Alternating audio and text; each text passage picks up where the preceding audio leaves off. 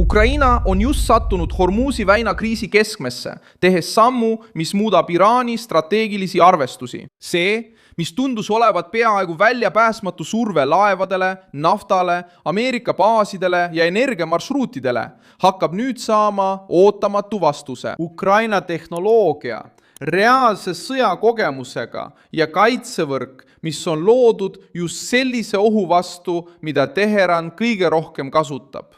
Sel reedel, 24. aprillil 2026 sai see liikumine hoogu juurde, kui Volodõmõr Zelenskõi saabus Saudi Araabiasse, samal ajal kui Kiiev pakub abi vaba laevaliikluse taastamiseks Hormuzi väinas. Ma räägin sulle sellest kõigest kohe, aga praegu tahad kindlasti olla kanali tellija, et olla hästi informeeritud, saada reaalajas infot parima ajakirjandusliku kvaliteediga Milson Alvese usaldusväärsuse standardil. Peamine fakt on otsekohene. Ukraina, riik, mis on aastaid võidelnud Venemaa poolt kasutatud Iraani droonide vastu, ilmub nüüd Lähis-Idas ja pakub lahepiirkonnale praktilist kaitset Iraani enda surve vastu. See kaitse algab taevas, droonivastaste süsteemidega ja ulatub merre, kus on kogemused miiniväljade, meredroonide ja miinijahtijate laevadega. Eesmärk pole väike. Hormuz on üks planeedi tähtsamaid väinasid, kust läbib tohutul hulgal naftat ja gaasi. Kui Iraan ähvardab seda teed, ei ähvarda ta ainult naabreid.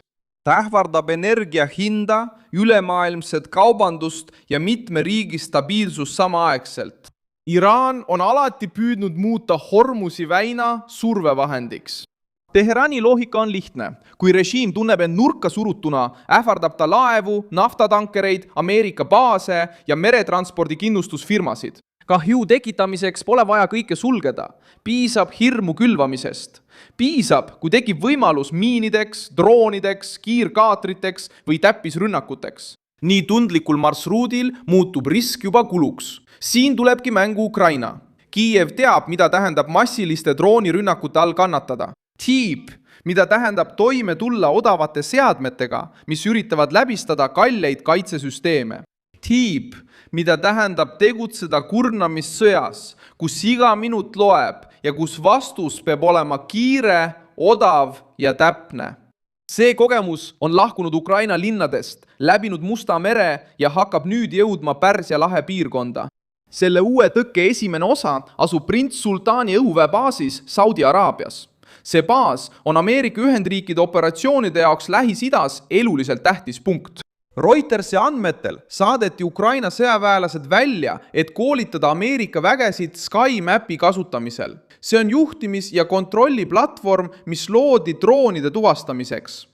Tehnoloogiat kasutatakse pärast Iraani rünnakuid piirkonnas ning sama raporti kohaselt pöördus Washington Ukraina kogemuse poole, et kaitsta olulist baasi Iraanist lähtuvate ohtude eest. See detail paljastab vaikse pöörde. Aastaid vaatas maailm Ameerika Ühendriike kui peamist kaitsepakkujat Pärsia lahe piirkonnas. Nüüd, kriisi ajal, saavad Ameerika sõdurid väljaõpet jõult, kes on praktikas õppinud, kuidas alla lasta odavaid, visad ja ohtlikke droone. See ei ole sümboolne vahetus. See on otsene vastus uuele sõjatüübile. Iraan panustas droonide parvedele, odavatele rünnakutele ja küllastamisele. Ukraina vastab sensorite, andmete integreerimise, tehisintellekti, droonide püüdurite ja kiire juhtimisega. Selle süsteemi tugevus seisneb selles, kuidas see vähendab üllatust. Madalal lendavad droonid võivad tulistada ja pääseda traditsiooniliste radarite eest. Nad võivad läheneda keerulisi teid pidi. Nad võivad ilmuda lainetena, püüdes kaitset segadusse ajada. Ukraina ettepanek on paigutada sensoreid, ristata infot, tuvastada heli ja visuaalseid mustreid ning anda juhtimiskeskusele kiire ülevaade ohust. Vaenlase droon ei ole enam lihtsalt kadunud punkt taevas, vaid seda jälgib võrk. See võrk arvutab välja trajektoori, kiiruse ja tõenäolise sihtmärgi.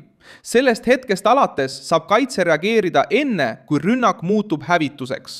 Iraani jaoks on see tohutu probleem.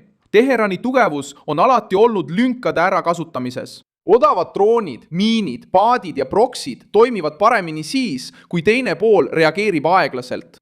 Kui vastus muutub odavamaks ja kiiremaks, kaotab väljapressimine jõu. Ukraina ei müü ainult varustust. Ta ekspordib ellujäämise meetodid. Meetod, mis loodi pommitamise all, kohandati lahinguväljal ja testiti relvade vastu, millel on otsene seos Iraani strateegiaga. Ringluses olevad uudised viitavad ka akustiliste andurite võrgustikule selle muutuse osana. Idee on kasutada suurt kuulamisvõrku, et tuvastada droone mootori heli järgi, eriti siis, kui need lendavad liiga madalal, et tavalised radarid neid märkaksid. See tehnoloogia vastab tegelikkusele, mida Ukraina tunneb hästi. Shahed ei ole ainult relv, see on ka psühholoogilise surve vahend. See jõuab kohale odavalt, teeb lärmi, sunnib häireid, kurnab kaitset ja püüab avada teed suurematele kahjustustele. Kui võrk suudab sellist ohtu kuulda, tuvastada ja jälgida, võtab see ründajalt ühe tema suurima trumbi, üllatusmomendi. Euroopa tegevus kinnitab seda arusaama. Itaalia teatas, et on valmis saatma kuni 4 laeva, sealhulgas 2 miinijahtijat rahvusvahelisele missioonile Hormuzi väina. Itaalia mereväe juht kinnitas, et see operatsioon viiakse läbi koos teiste riikidega koalitsioonis, kuhu kuuluvad Ühendkuningriik, Prantsusmaa, Belgia ja Holland. Missiooni arutati pärast survet piirkonna laevaliiklusele, mis näitab, et miinide puhastamine ja mereturvalisus on muutunud rahvusvaheliseks prioriteediks.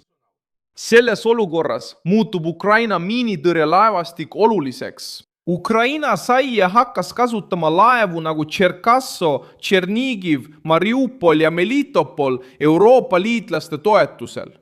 Samuti on ette nähtud täiendust Alkmaari klassi laevaga Hollandist, mis suurendab Ukraina miinisõja võimekust. Need laevad ei ole mõeldud näitamiseks. Need on mõeldud veealuste ohtude tuvastamiseks, turvaliste marsruutide toetamiseks ja mereblokaadi võime vähendamiseks. See on osa, mis häirib nii Moskvat kui Teherani.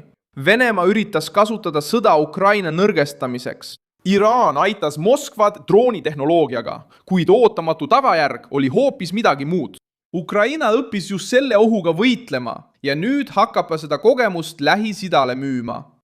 See, mis pidi Kiievit purustama, aitas hoopis Kiievil luua agressiivsema, kohanemisvõimelisema ja hinnatuma kaitsetööstuse. Lepingud Saudi Araabia, Katari ja Araabia Ühendemiraatidega viitavad uuele piirkondlikule julgeoleku arhitektuurile. See ei ole ainult varustuse ostmine ja müümine. See hõlmab väljaõpet, ühistootmist, teadmiste ülekandmist, süsteemide integreerimist ja kaitse ülesehitamist, mis on mõeldud tõeliste ohtude vastu. Breaking Defense teatas, et Ukraina sõlmis kaitselepingud Katari ja Saudi Araabiaga ning Araabia Ühendemiraatidega. See on seotud Pärsia lahe riikide huvidega tehnoloogia vastu, mis on testitud Iraani droonide vastu. Seetõttu ei suuda Iraan seda muutust kergesti takistada. Ta võib ähvardada, võib proovida hirmutada, võib tooni tõsta, kuid ta ei suuda kustutada kogemust, mille Ukraina on kogunud. Ta ei suuda takistada Pärsia lahe riikidel tehnoloogiat ostmast. Ta ei suuda takistada, et Ameerika Ühendriigid katsetavad Ukraina lahendusi. Ta ei suuda takistada, et eurooplased arutavad miinijahtijaid Hormuzi jaoks. Ja ta ei suuda takistada, et tema enda droonistrateegiat uuritakse, kopeeritakse ja neutraliseeritakse nende poolt, kes on selle all kõige rohkem kannatanud. Pane sellele videole like, telli kanal ja vaata lõpus kommentaare, et olla veelgi paremini kursis Milson Alvese kogukonnaga.